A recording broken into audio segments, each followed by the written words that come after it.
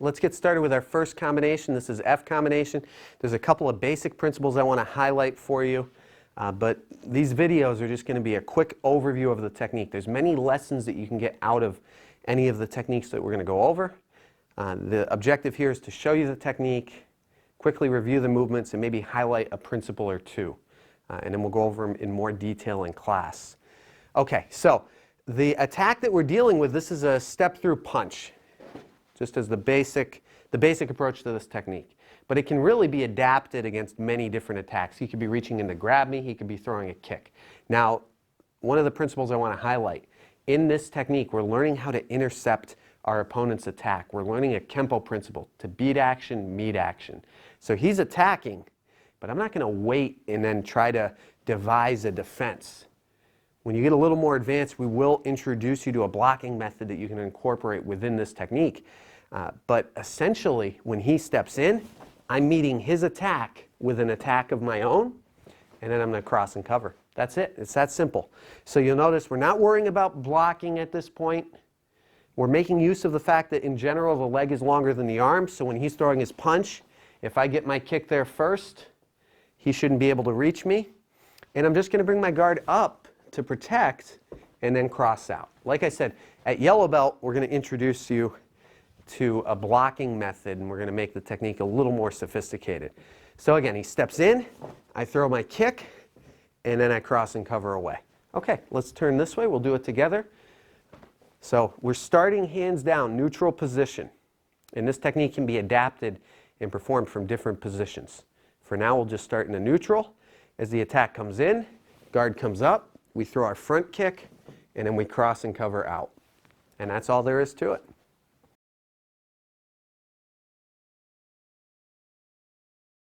Okay, we're going to move on now to G combination. This is the follow-up. This is the follow-up combination to F. Because now we're dealing with the attack, and usually, if I'm quick enough to beat action, meet action, but what if he's too far along? And now there's a hierarchy that we're learning here. He starts his attack, I can meet his attack with one of my own. Turning your defense into an offense. It's one of the best strategies there is. Now, a little bit farther down on the list, I could actually I could try to deflect his attack, react to what he's doing. Okay? In between the two is just the evasion strategy. I'm getting out of the way. Again, I might not exactly know what's going on. I know he's charging me, and I need to get out of the way.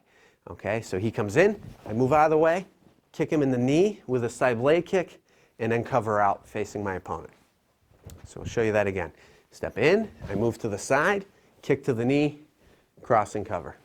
Okay, why don't we turn, we'll do it at an angle, why don't we do it at an angle this way, I think. Give you guys another perspective. So as he steps in, I'm exploding off of my right leg. Now I could reverse this and practice the technique the other way. The way you're going to do it on your test is moving to the left. So whatever direction we're moving towards, if I'm moving to the left, I'm going to explode or push, initiate the movement with my right. If I'm moving to the right, I initiate the movement with my left leg. So he comes in, get out of the way, kick to the knee, and cross and cover. Okay, why don't we come back? We'll do it in the air. Now again, just like F, we're going to start in a neutral. I'm going to take a little step forward so that I don't get kicked. Hands are down.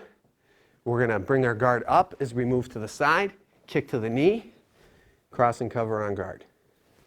Okay, and that's G combination.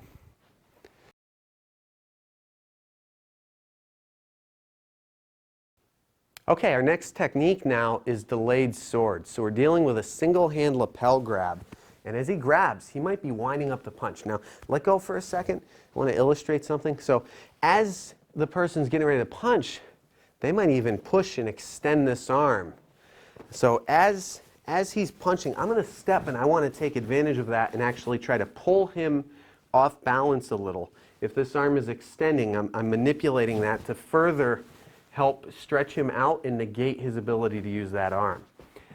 I'm going to pin check, because if I step back, now don't move with me. Look, depending on the clothing, that could just stretch my clothing. So if I want to pull him with me, I'm going to pin this arm, step back. I'm going to strike into the arm, kick into the groin, and then chop into the neck. So now we're getting a little more sophisticated with our movements. Instead of just a quick kick and then cover out, we're going to combine a few movements here. So this technique takes a little bit of time to develop, but it's not too complicated. We pin, we step back, and strike, front kick, and now I'm going to drop with my shuto or with my hand sword. Let's change sides. He grabs, I pin, strike, kick, and chop. Now ideally, as you develop the technique, all of these movements are going to start blending together. So your step, your strike, and your kick. So it's not too mechanical, but you have to start in that primitive stage and learn the movements in a step-by-step process before you can start flowing the movements together. Okay, let's turn this way and we'll do it facing you. So we pin check. Notice I'm fusing the arm to my body.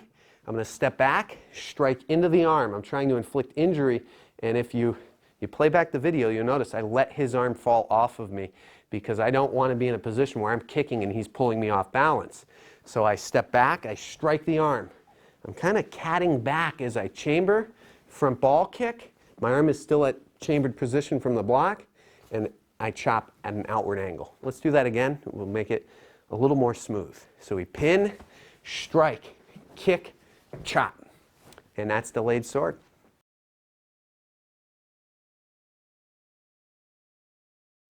Continuing on from delayed sword, we're now going to look at its sister technique, sword of destruction. So in delayed sword, we were dealing with a grab and an inward block. Now we're going to deal with a roundhouse punch. So as he steps in, I'm going to step back and do an outward block. So let's change sides to give you guys a better angle. And I want to highlight an important lesson in this block. It's not just a defensive movement. As he steps in, I'm trying to inflict injury into this arm. And now I'm going to follow up with the same basic sequence. In delayed sword, we had a block, a kick, and a chop. We have the same pattern, block, kick, chop, except now instead of an inward block to an outward chop, we have an outward block to an inward chop. So you can see how the techniques are related. Explore that relationship. There's a reason that you're learning these two techniques together at this level, because they work together in a unique way. Okay, so he throws his punch. Outward block, kick, and then an inward hand sword. Okay, let's do it facing them. So we're going to step back, outward block, front ball kick to the groin, inward chop as we land. We want to have that, our body momentum. We're going to drop, use what's called marriage of gravity to bring greater momentum into that shuto or into that hand sword.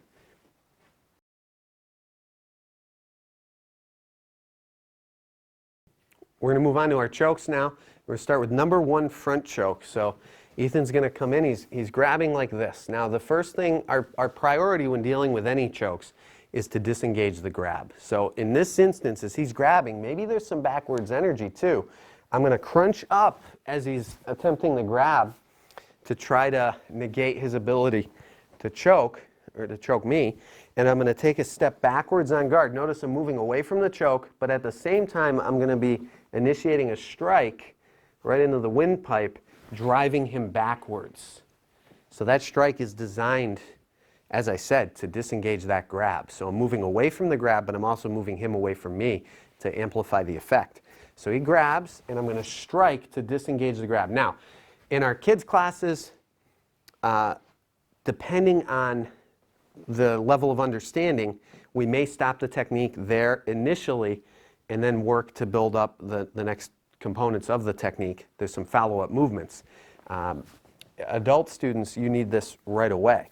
So he's grabbing, I step back, I'm going to poke. Again, that disengages the grab, but now he might be still trying to get back in and reinitiate the grab. So as he comes in, I'm going to deflect, and now he has that forward momentum. He's going to run right into my next move, which is a double shuto strike to the collarbone. I'm going to grab a hold, I'm going to knee him in the groin, and then I'm going to shove him away.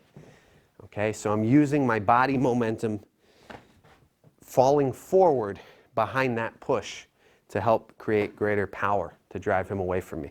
So again, he comes in to grab, I poke, come back in, I block, I chop, grab, knee, and then push. And I want to highlight a very important lesson.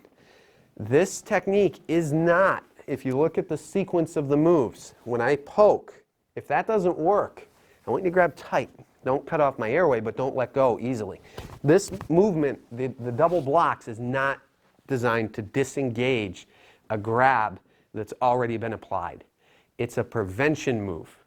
It's there if he tries to come back in and grab me. You could look at this almost as two techniques in one.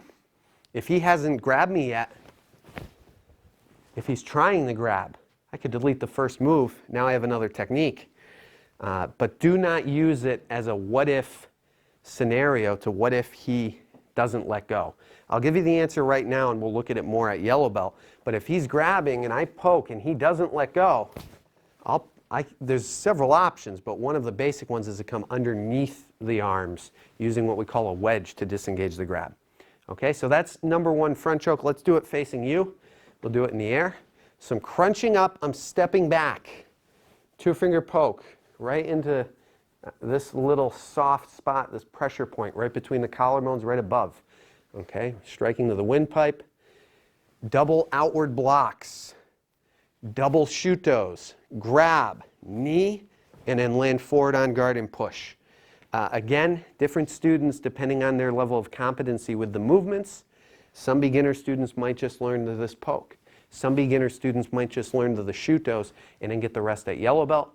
But if you're picking it up quickly, you'll get it all at once. So one last time, crunch, step back, poke, double block, double chop, grab, knee, push, and watch your landing. Make sure you land in a fighting stance and you don't land one foot in front of the other. Okay, that's number one front choke. Get to work on it. It's a good technique.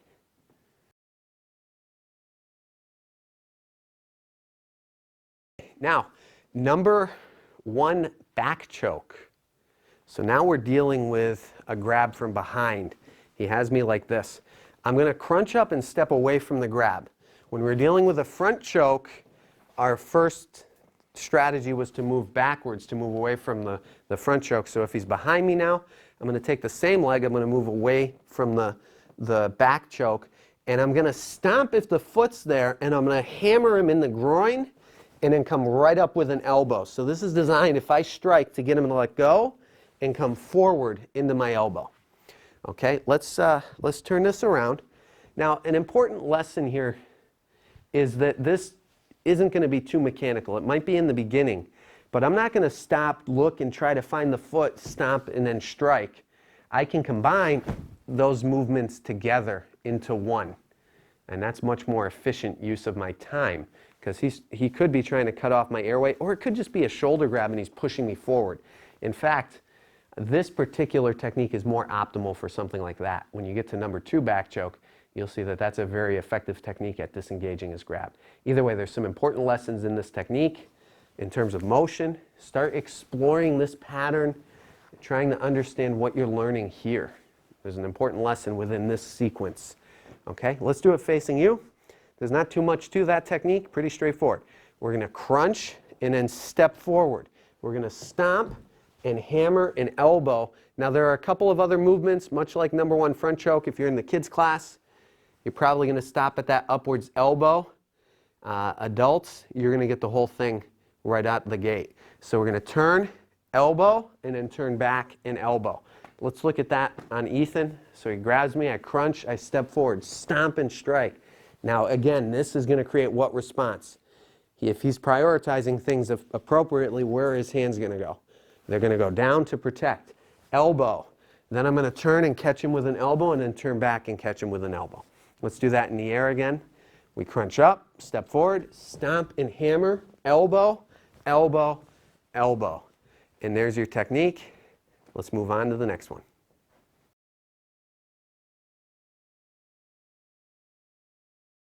Next technique now, we're going to move on to a couple of basic lapel grabs. So he's going to grab a hold. I'm going to take a step back, and I'm going to grab the hair, and I'm going to pull, and this arm is going to loop over, and I'm going to punch. And you can punch to the temple, you can punch to the ear. The ear is a very painful target to get hit. Let's change sides. So he grabs a hold of me, I step back, I grab, and now pulling the hair hurts, but pulling and twisting hurts more. And notice some have asked, why isn't this a hammer? Look what happens if I use a hammer strike. I run into this arm. So that's why we're using a looping overhead punch. And again, you can catch them side of the head, ear, or temple. So we step back, grab the hair, pull, and punch. Now, I'm going to give you the second technique right away. You're going to get 2 lapel grabs at white belt because it's important to understand, what if he doesn't have any hair? What if maybe his hair is too short? Maybe he's wearing a baseball cap or something. Okay, we have another option. We can, instead of grabbing the hair, we can reach up and grab the ears and then just turn and throw the person to the ground, manipulating the ears. Okay, so there's your 2 options. Let's do them real quick facing you. We're going to step back and grab the hair, pull, and punch. Remember, pull and twist. Again, notice as I step back, my hand moves at the same time. You don't want to grab, then step back, because now you don't have a base really to pull from. And you don't want to step back and then grab, because that just takes too much time. So we're going to step back and my foot and arm move together. I grab, pull, and twist, and loop over with a punch. Or your second option, second lapel grab, we step back and grab the ears and throw.